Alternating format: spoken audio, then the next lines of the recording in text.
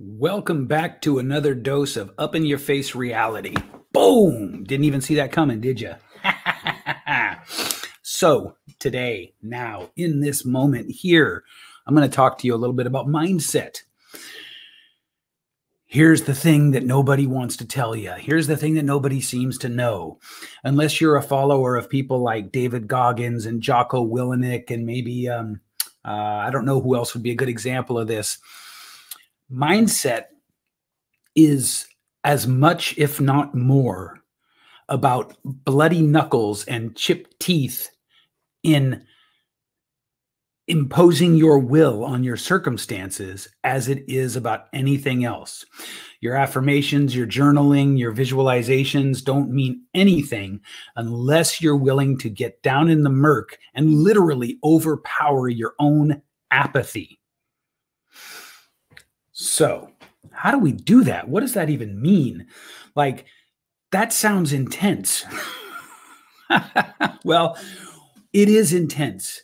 And there's a lot of talk in the world today about things like spiritual bypassing.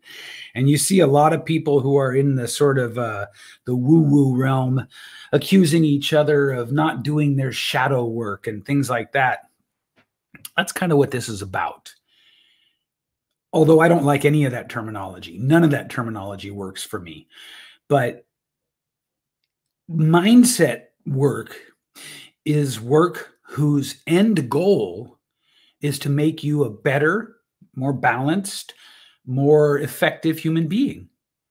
Right? That's what the purpose of it is. And to think that you can journal and visualize and meditate and binaural beats your way to a better mindset is sort of like thinking you can do a really good time driving a car down a racetrack without steering, or let's say without tires. It's just there's just no way, because our minds really have a couple of really powerful functions.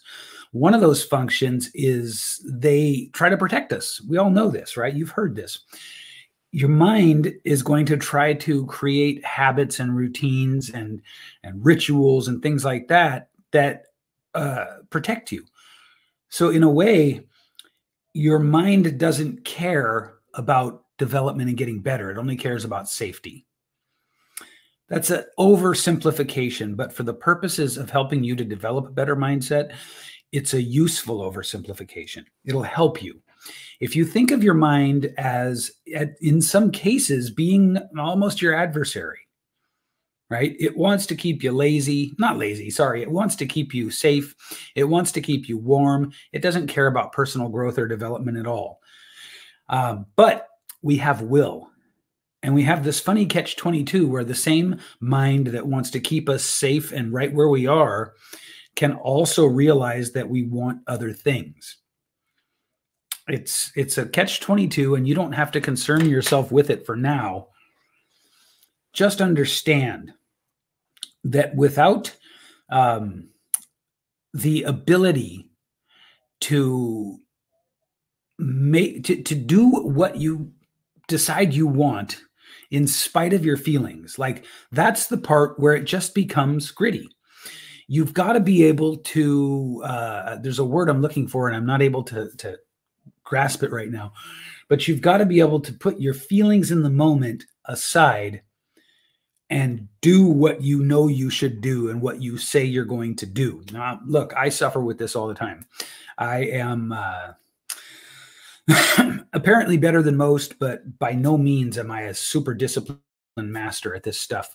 But I do know that we've got to be able to override our momentary feelings for our long-term goals. And that is not done through journaling. That is not done through visualization. That is not done through meditation. That is done through sheer force of will. And so that's the piece that unless you're a follower of people like Jocko Willenick and David Goggins, you don't hear a lot about, right? But here's the other cool thing. When you get into a practice of doing what you decide you're going to do, regardless of how you feel, that builds muscle memory. It increases your capacity to do that. Does that make sense? I hope that makes sense. I hope you're tracking this. And so developing a powerful mindset is like any other thing where you have to put the reps in order to really improve. And this is where a lot of mindset stuff falls short. A lot of mindset stuff sort of wants to, again, take visualization, take meditation, take, journaling, and use those as the only way to make the mind stronger. But without the sort of reps in the real world, so to speak, it never happens.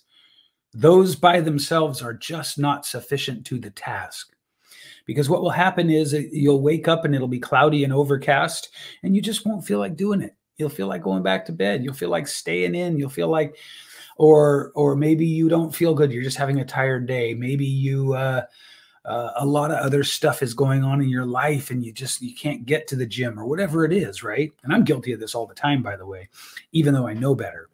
And so what that means is I have to put those reps in just like I'm telling you to do. You got to put the reps in. You have to have the repeated experience of saying to yourself, no, I said I'd do this. This is the outcome I want. I'm not going to be sort of dissuaded by my temporary feelings. And so for those of you that go to the gym, that's a great example, because no matter how bad you don't want to go to the gym, once you come back, you feel so good, right? And that's the thing to lock on to. That's the thing to focus on. Once you get past the inertia that you've set up for yourself and you do the thing that you know you should do, that feeling is so good. So get addicted to that feeling in order to, on a practical level, develop a nice, strong, resilient mindset.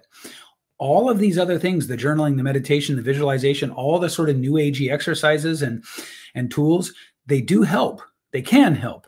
But you've got to have that piece in place. Without that piece in place, you're building on a sand foundation.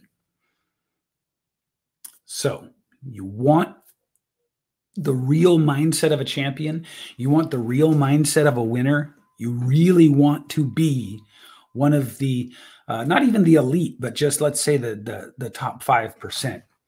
It's all about acting in spite of discomfort and inertia. And then you journal, and then you visualize, and then you state your goals and all these other things. But without that component of acting in spite of and overcoming inertia, you can't ever expect anything to happen. This is where, by the way, this is where that movie, The Secret, this is where manifestation, this is where law of attraction often gets it wrong. This is where they often get it wrong, is they sell you something that's so seductively attractive. Oh, you mean if I just think about it hard enough? If I just think about it in a certain vibrational state, if I just think about it at a certain level, no. Even John Assaraf, arguably one of the top in the world at I guess brain science, jokes that the law of attraction does not work without the law of Goya. And Goya is an acronym for get off your ass. So you've got to get in action. And you're going to not want to get in action. You're going to want to not get in action when you are pushing yourself outside of your comfort zone. When you are doing things that will make you grow, you're going to have resistance. You're going to have inertia. You're going to feel a sense of entropy. You have to push through that shit. It's that simple. So why don't more people have a better mindset? Because it's so easy just this one time not to do it. It's so easy. There's a comedian I like who joked that in terms of instant gratification, not doing things is like heroin. It's like it just feels so good right away. But you also don't get to any of your goals, dreams, aspirations, desires, your vision for your life, right? All of it happens through action. And so like there's this really sort of mundane, non-spiritual, non-woo-woo, non-sort of pie in the sky component to your mindset. So you just have to train yourself to lean in and do the things that you know you need to do, right?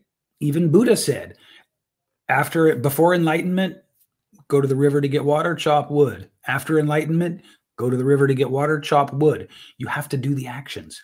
You got to do the actions, baby. Do the actions. Get the mindset. From the mindset, grow the success that you desire. Boom, there it is.